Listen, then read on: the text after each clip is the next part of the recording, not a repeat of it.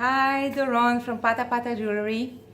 I get a lot of questions for you guys concerning your nose ring, how to tell what size you're wearing, how to choose the right size for you. So it's easy. I'll show you how to do it. First of all, it's important me to say that the diameter, the inner diameter, has nothing to do with your nose with your nose size. It doesn't say that your nose is small or big or beautiful or less beautiful. It only means it only means the distance between where you've been pierced to the edge of your nose. Okay, but we need this number, and I'll show you in a minute how to get this number. And the gauge, the wire size. You've been probably pierced with 18 gauge, which is 1 millimeter. This is the most common size for nose rings. As for gauge, that's another question that I get. The larger the number is, the thinner the wire is. Okay, so for example, 22 gauge is much thinner than 14 gauge. 14 gauge it's a 1.6 millimeters, and 22 gauge is 0.6 millimeters. Okay, so if you go for 18G, which is 1 millimeter, or you go down to 20 or 21 millimeters, which is 0.8 or 0.7, you're gonna be fine. Now, as for how can we figure out what diameter would you need? So you could use the funny way of placing a ruler. Okay, and always use the millimeters as it's much more accurate.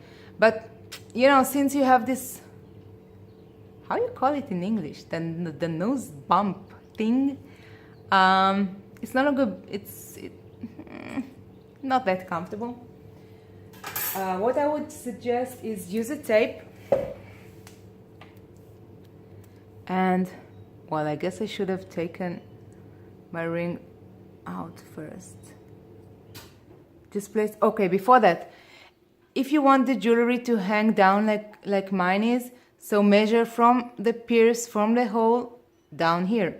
And if you want it, if you measure that way, you see it's gonna stay like this because it has no room to fall down. Here it's a smaller space. So tape, put the tape.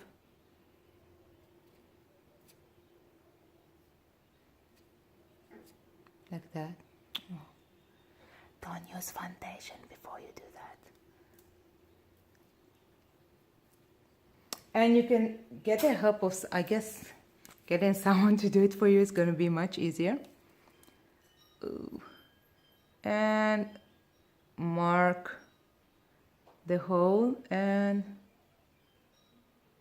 mark the edge of your nose.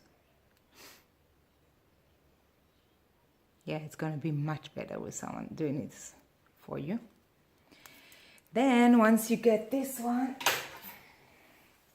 take a ruler, again in the millimeters, and tape it like that.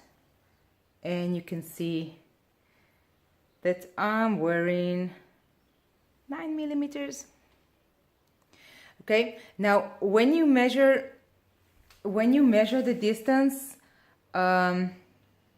okay, get the number or give me the number that you got, but we're gonna make the jewelry just that larger, since if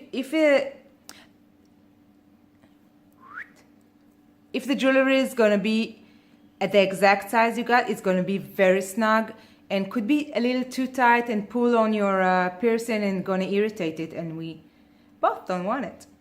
So just give me the number or get the number, and we'll add just like half or 1 millimeter, just to make sure that you're gonna have enough space for wearing it. And of course, I have customers who love wearing big hoops, so yeah, that's also an option.